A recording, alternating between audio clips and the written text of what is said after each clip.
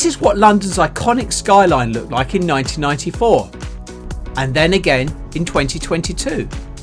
It is always changing. This video highlights the changes and provides some history of the buildings. Some of it is actually very surprising.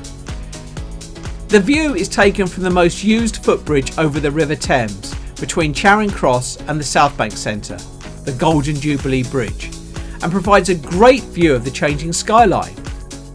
Brought to you by Eclectic Experience, change seen through images. This is the view in 1994, and here it is again in 2022.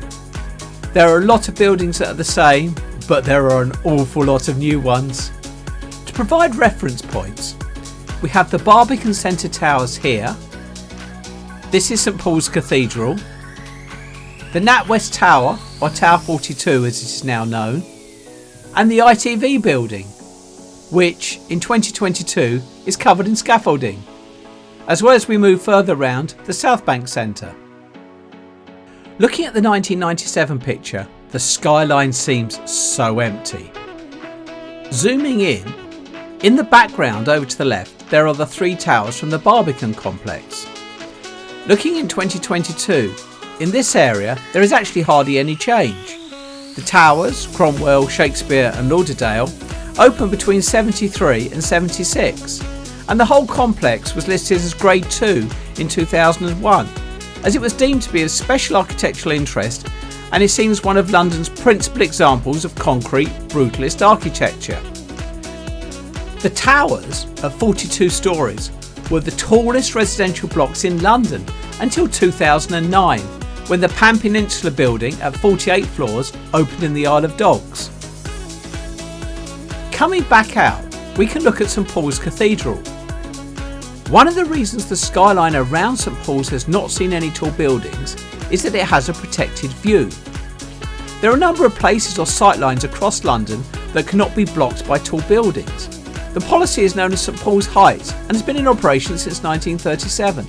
I did not actually realise that St Paul's at 111 metres or 364 feet was actually the tallest building in London for well over 250 years.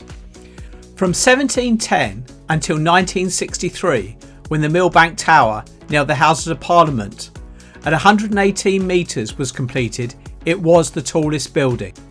After Millbank Tower, several buildings had the title of tallest in London, until in 1980 the NatWest Tower, or Tower 42 as it is now called, was completed at 183 metres or 600 feet tall.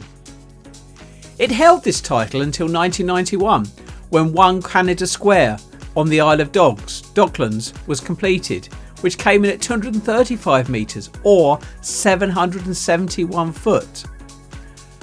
Looking at the change of view, the NatWest Tower really stood out in 1994, but in 2022 it was hard to find.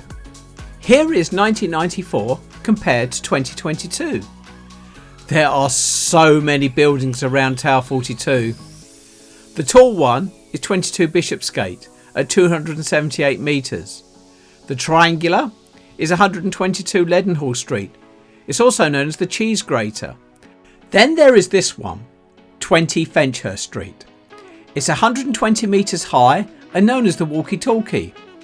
It is well known for its shape, and that when under construction, the curved side meant it could focus extreme heat from the sun on the ground, which led to melted tyres and setting fire to furnishings in some shops nearby. The problem has hopefully been resolved now. At the top of the building, it also houses the Sky Garden, which is available for free public access and has great views in addition to the plants. Going back to 1997 and moving round to the south bank of the Thames, we see the ITV building. Then another photo with the Royal Festival Hall. Notice the empty skyline in between these two buildings. The ITV building has had a lot of names, including the London Studios, Southbank Studios and ITV Tower. For those who remember it, it formed the logo for the London Weekend Television, an old ITV franchise. The building is 85 metres high and was completed in 1972. ITV vacated the building in 2018. In 2022, it is covered in scaffold. Just behind the ITV Tower is the Southbank Tower, previously known as the King's Reach Tower. Now this really has changed. It's had some extra stories added. It was originally built in 1972 and was 111 metres tall. If we look again in 2022, we can really see the change. It has been since 2015 151 metres tall. It's a mixed use building with residential, commercial and retail. Going back to the gap between the ITV building and the Royal Festival Hall that was there in the 1990s, well, by 2022 there are more buildings, but the one we can clearly see is London's tallest, the Shard. It is at 309 metres or 1,016 feet since 2012 the tallest building, not just in London but also in the United Kingdom, and actually the second tallest freestanding structure in the United Kingdom after the concrete tower of the Emily Moore transmission station in West Yorkshire. The Shard is a mixed-use building containing several residential areas, restaurants, offices, a hotel and a viewing floor with absolutely spectacular views. But unlike the Sky Garden, there is actually a charge for this view. Coming back to some of the buildings that have been around for a bit of time. The Southbank Center was started with the Royal Festival Hall, built as part of the Festival of Britain, held in 1951. It expanded over the years as the Queen Elizabeth Hall, Purcell Room and Hayward Gallery were added. Next door is the National Theatre, and further along the IBM offices, which are a very similar style to the National Theatre. Looking at the whole view from the 1990s to 2022, it clearly shows a considerable change to the skyline in just 25 years. And judging by the number of cranes, the change is set to continue. I hope you've enjoyed the video. If so, please click the like button.